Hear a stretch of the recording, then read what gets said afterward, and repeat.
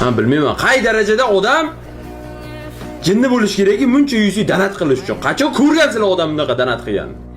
Yana bir narsani men eslatib o'tib ketaman. Ushbu Open Case bu akkauntdagi, ya'ni gaming, ya'ni 98 kolleksiyadagi akkauntimizdagi oxirgi Open Case bo'ladi.